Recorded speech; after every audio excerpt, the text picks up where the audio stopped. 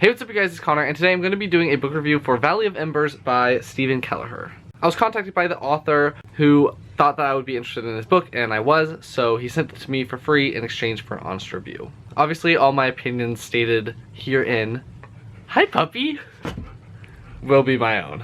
Pause up. Do you want something? I give you a treat. As usual, I'm going to go through my pros and then my cons and then give you my rating. So my first and biggest pro of this book is the world itself. The valley, which is where all the embers live, is so interesting. I really liked learning about the different groupings of people that are living in the valley and their different ways of looking at the world and the certain aspects of living that they prioritize versus the other cultures who don't prioritize certain things over other things. So it was really interesting to learn about these different cultures and how they interacted and how they all viewed the same things from different angles. With the world, there's very little info dumping, and so you have to be able to take the different things that are said in the dialogue as well as the characters' thoughts to kind of build the world in your mind. As the author tweeted at me when I first made a comment on it, he was saying that there was no hand holding in his world building, which is completely true. You definitely have to be able to make those connections and kind of create the world for yourself. If you're not very good at creating the world for yourself, I will be doing a little bit of an info dump at the end of the video where if you're more curious about the book, I'll give you a little world setup so you can see if it's something that you're going to be interested in. I really liked all of the different types of magic. Some people are able to control certain elements or different things, and I thought it was really cool learning how these people control these different things and what they have to do to be able to do these things. And the last thing about the world is going to be that there's a lot of promise for the future books. I am so excited to see what he does once he expands the world a little bit bigger and he starts to explore these different aspects that he hasn't explored so much yet. Nook is going to be making noise the whole time. So those are some things that I'm really looking forward to seeing and seeing how he does them in the future books. If you guys know me and my reading tastes, I really enjoy fast-paced, plot-driven stories. I obviously really like character-driven stories too, but my bread and butter is fast-paced and plot-driven, and that's exactly what this was. Once I got a grasp on the world, I read this book so fast.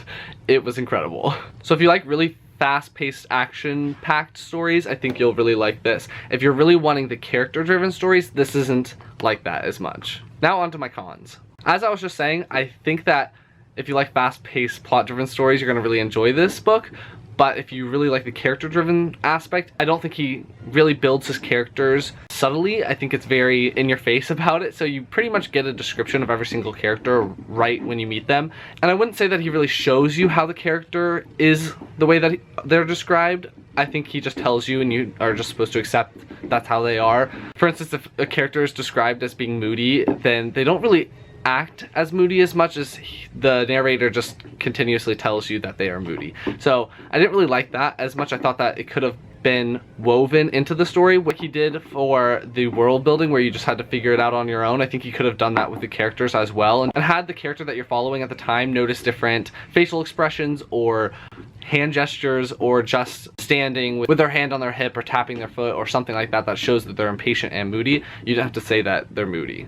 As this is self-published, there's also a fair number of errors in the book, and they're not huge errors, it's just little ones here and there. For instance, when someone's talking and they say something and then it says he chuckled, it'll say he chucked instead of chuckled. Another time it'll say here instead of her. So you know what he's trying to say, but it's just those little errors that you notice them as you're reading. And the last thing that catch me out of the story was the scene build-up. He doesn't really set up scenes as much, and you know how most authors will walk into a room and say there's bookshelves across the back of the room and he'll describe the coloring of the curtains or whatever. He doesn't really describe that, and sometimes characters will interact with a part of the scenery that you had no idea was there. For instance, they'll like run up a staircase that you did not know was even there and that they didn't even notice beforehand, and so it just kind of threw me a little bit, and that could be because the characters aren't really focusing on the background as much as the people. But I would have liked to have had a little bit of scene setup so I knew kind of where the characters were standing in relation to these other things,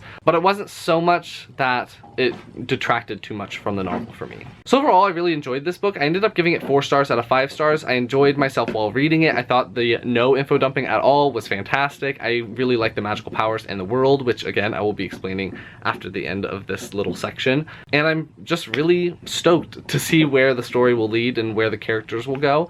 So 4 stars.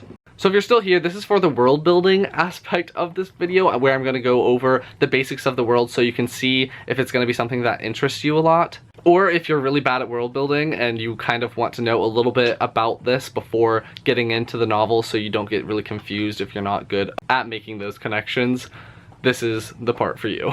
So in this world, there are these magical beings called sages, and they are super powerful, and I think there's only 6 of them, but they are constantly fighting, and they're using the normal people of this world to fight against each other. And so the Embers, Valley of Embers, are this group of people that originally lived in the desert, and one of the sages decided that they wanted to take over the Embers population and kind of use them as slaves in this war with all the other sages. The Embers obviously did not want to be controlled by this sage, and so they fled the sage and they moved into the valley, which had a couple of other populations already living there. And because they were fleeing the sage, they ended up blocking themselves into the valley so they can't really leave, but they were protected from things coming in. The Embers are just one population in this world, and the different populations have different types of magic. And so the people of the Embers are called the Embers because certain people within their population will be gifted or land-kissed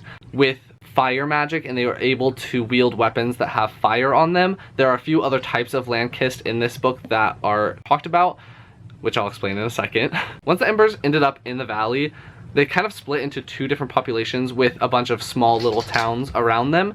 And one population is Last Lake and the other one is called Hearth. All the main characters that you follow are from Last Lake, not Hearth, really. You start following a character from Hearth later on, but mainly just Last Lake. It's really interesting that this book talks about how the different land-kissed get their powers from where they're living. The Embers got their powers from the desert, and that's why they had flame powers, but their culture and their people are not in the desert anymore, they're in the valley. And so because they live in the valley, the land-kissed of their population have started to change, and there's actually people that are in this Ember society that are being land-kissed with a different ability. There's a character that you follow from the Embers, and she is what's called Feykin. And Feykins are the people that originally lived in the valley, and so their powers are based around healing and nature and the spiritual aspect of magic. And so learning the differences of the ways that Embers and Feykin thought were pretty interesting. It's one of the characters from Last Lake that is born with this Feykin ability. Seeing those 2 different types of magic working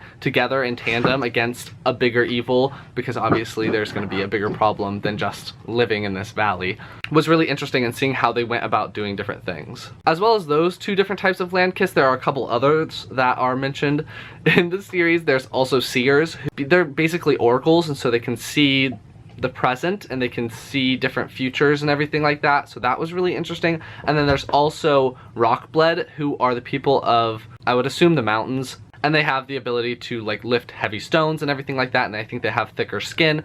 So just all the different types of magic in this world were so interesting, and these are the things that I was really excited to learn more about in the future books, as I think that they will be expanded upon. And I think that the complete like magic system of this world will start to be introduced in the future books, as well as an expansion on the groups that he's already talked about. I don't know if that all made sense, but that's the basics of this world. If that was really confusing, I'm sorry, but hopefully that gave you a little introduction into what this book in this world hold. So that's going to be my complete review on Valley of Embers by Steven Kelliher. If you like this video, please give it a big thumbs up and comment down below if you're really interested in reading this book now. It only just came out a couple of weeks ago, so you can definitely go and pick up your copies, and I will talk to you guys next time. Bye.